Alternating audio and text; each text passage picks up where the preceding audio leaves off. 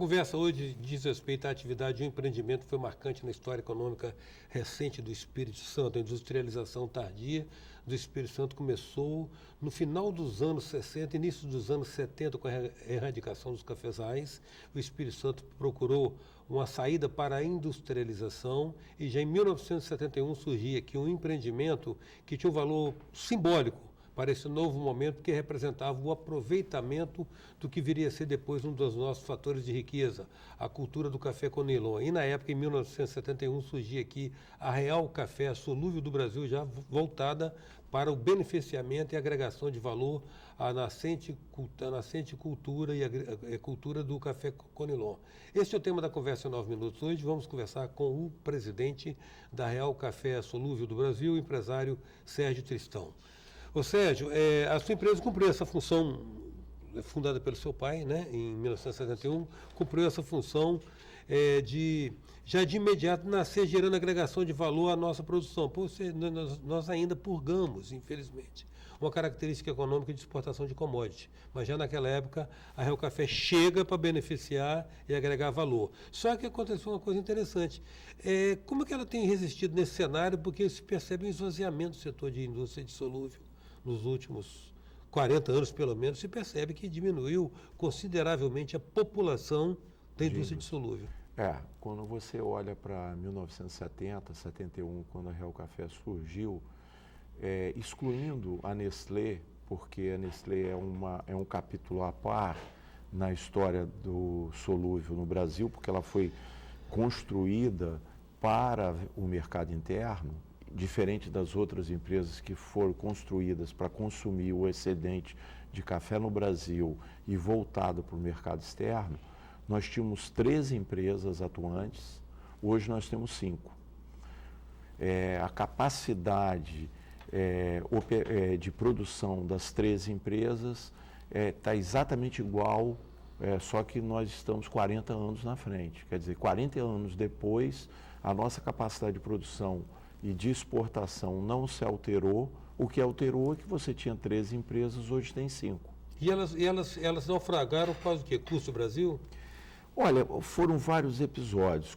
Como ela nasceu em cima de um programa específico, que não foi o caso da Real Café, porque a Real Café já nasce quando esses grinders, esse excedente que existia nos estoques do IBC já tinham sido absorvidos.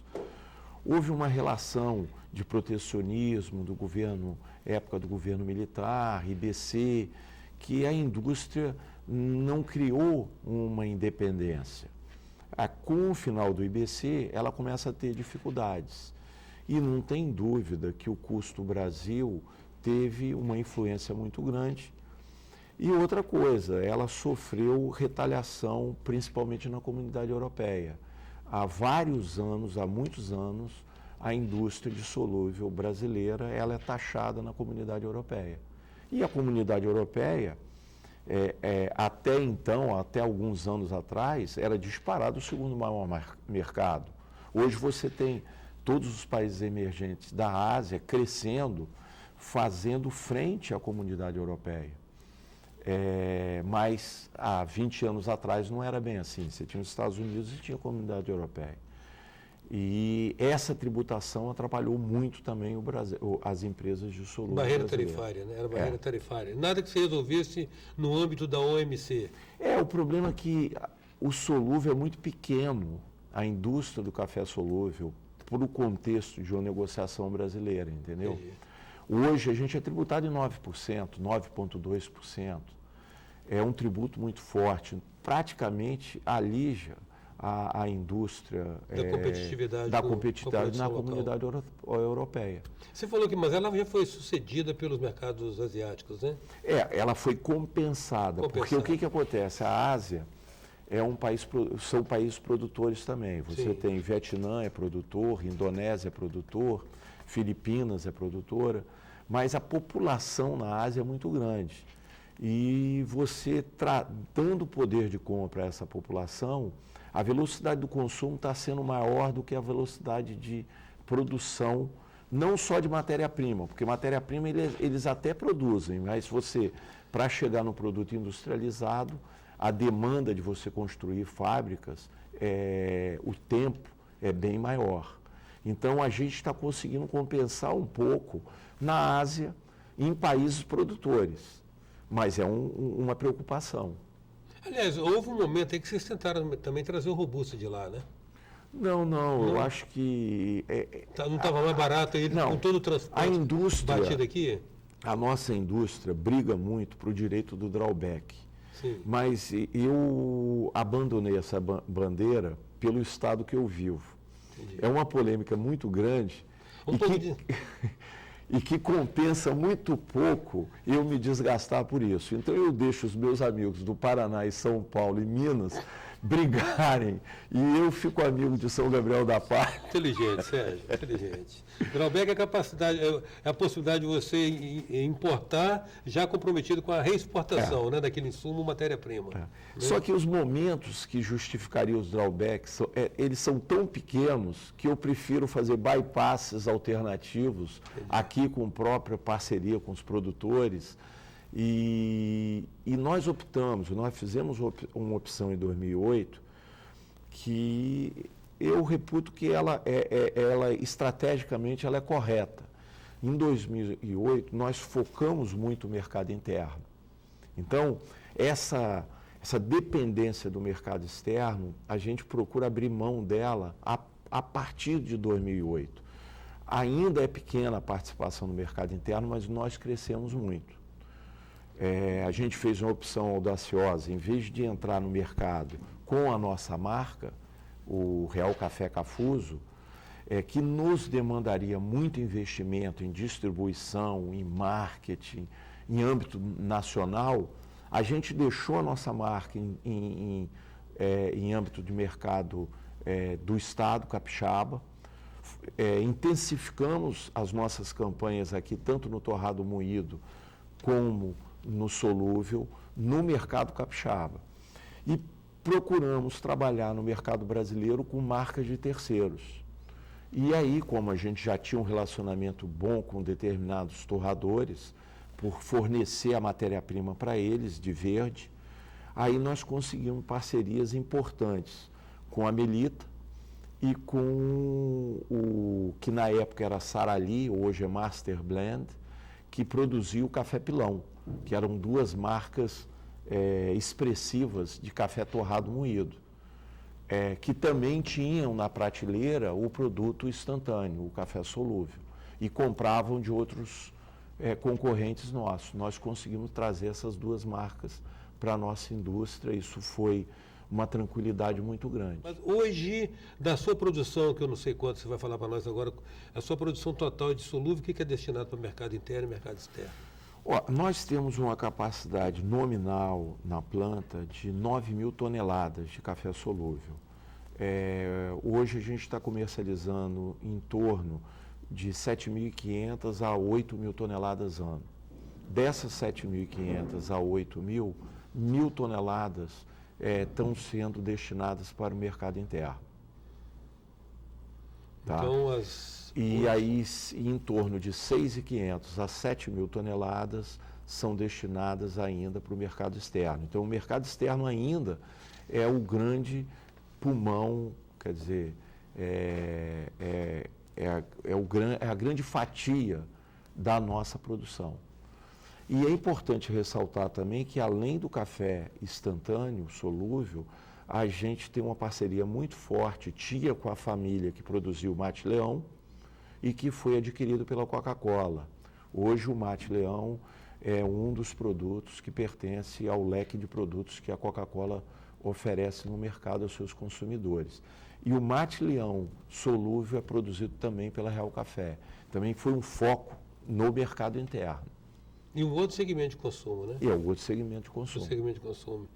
É uma bebida gelada, porque o hábito do café gelado ainda não chegou no Brasil. Qual é o blend de arábica e conilon na na composição do solúvel? Hoje, do que a gente industrializa, a gente pode dizer que de 80 a 85% é conilon e de 15 a 20% é arábica.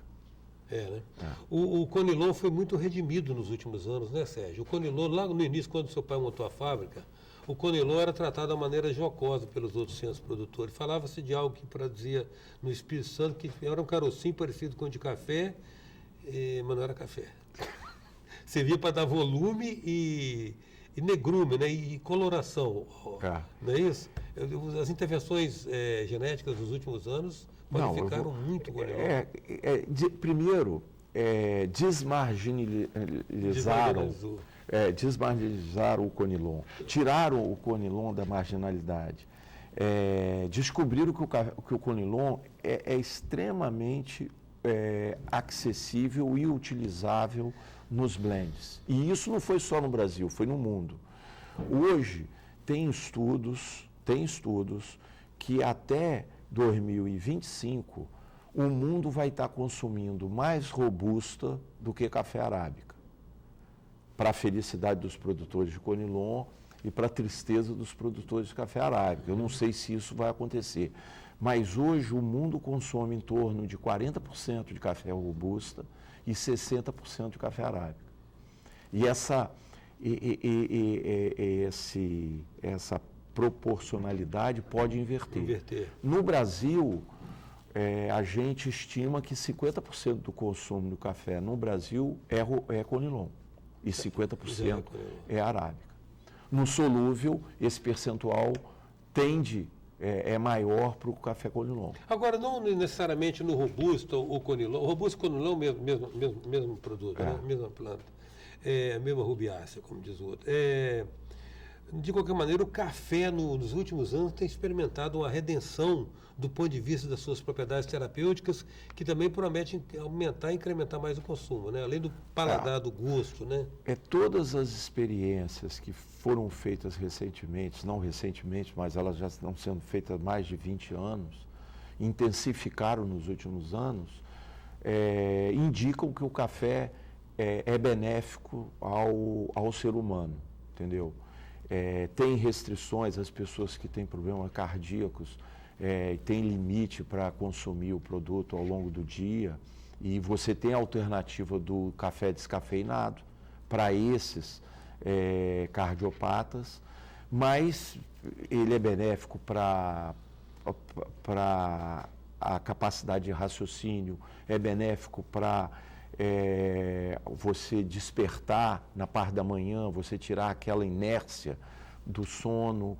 Ele é benéfico para a memória, para o Alzheimer, já fizeram o teste que ele também tem reações benéficas. Quer dizer, tudo que a medicina tentou condenar o café no passado, hoje ela indica como um produto de boa resposta. Só voltando à importância ainda atual da Real Café, quantos postos de trabalho são gerados lá na Real Café?